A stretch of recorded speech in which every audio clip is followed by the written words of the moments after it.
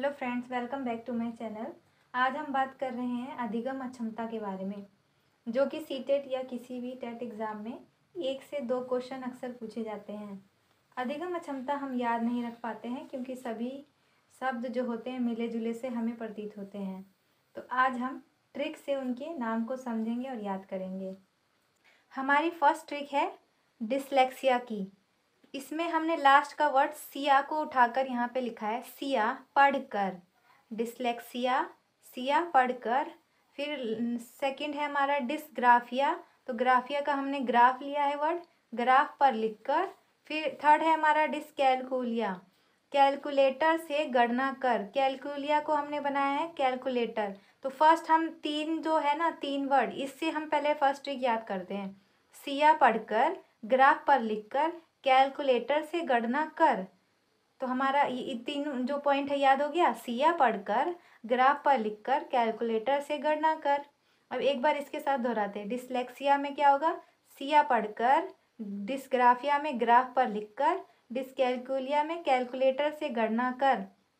इतना हमें आधा पार्ट याद हो गया। अब नेक्स्ट हम देखते हैं क्या है, डिसमोर्फिया और डिसफेजिया। तो हमने मोर्फिया एक नाम बना दिया और फेजिया एक नाम बना दिया। ठीक है, ये दो वर्ड अब याद कर लेते हैं, मोर्फिया और फेजिया।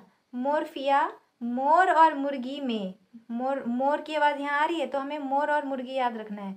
मोर्फिया मोर और मुर्गी में भ्रमित ना होकर, मतलब कुछ बच्चे ऐसे होते हैं जो मतलब एक जानवर को पहचान लेंगे तो सभी जानवर को उसी का नाम बार बार दोहराएंगे। जैसे मान लो कि एक डॉग है, डॉग की पिक्चर बच्चों को याद रहती है, रियल लाइफ में भी देखते हैं। अब वो भेड़िया को देख ले या किसी और अदर जानवर को भी देख लेंगे तो सबको डॉग डॉग कहते हैं, तो वो भ्रमित होते हैं। तो यहाँ पे हम मोर्फिया में कह रहे हैं भ्रमित ना होकर।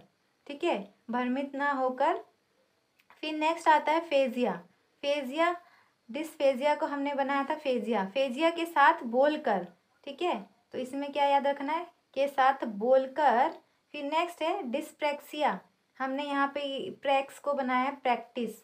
और डिस्प्रेक्सिया में क्या होता है, शारीरिक रूप से बच्चे जो होते हैं असमर्थ होते हैं, कमज़ोर होते हैं, उनका विकास नहीं हो पाता शारीरिक रूप से सही। फिर लास्ट में आता है डिस्थेमिया। ठीक है, थीमिया में मिया हमने एक नेम ले लिया है और मिया को हम कह रहे हैं मिया टेंशन मत कर। तो डिस्थीमिया में क्या होता है, बच्चों को तनाव होता है, तनाव से संबंधित होता है। डिस्प्लेक्सिया में क्या होता है, बच्चों का शारीरिक विकास में मतलब कमी होती है, वो असमर्थ होते हैं शारीरिक रूप से। डिस्फेजिया में क्या होता है, बच्चों को बोलने से संबंधित विकार होता है। और डिस्मोर्फिया में क्या होता है, वो भ्रमित रहते हैं बच्चे। कैलकुलिया में कैलकुलेटर यानी वो गणना से संबंधित उनके अंदर कमजोरी पाई जाती है, गणना करने में असमर्थ होते हैं। फिर नेक्स्ट हमारा है डिस्ग्राफिया। ग्राफिया में वो लिखने से संबंधित उनमें जो कठिनाई देखी जाती है। और डिसलेक्सिया में पढ़ने से संबंधित कठिनाई देखी जाती है। तो एक बार हम लोग ये फिर से रिपीट करते हैं कि ये क्या ट्रिक बन रही है। सिया पढ़कर, ग्राफ पर लिखकर, कैलकुलेटर से गणना कर।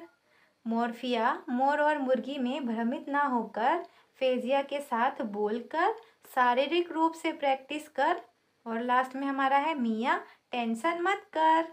तो आई थिंक अब आपको ये जो ट्रिक है बहुत अच्छी लगी होगी और बहुत आसानी से आपको लर्निंग डिसेबिलिटीज़ के सारे जितने भी नेम हैं वो याद हो गए होंगे। और अगर आपको मेरी वीडियो पसंद आए तो please please please like share and subscribe करें। Thank you.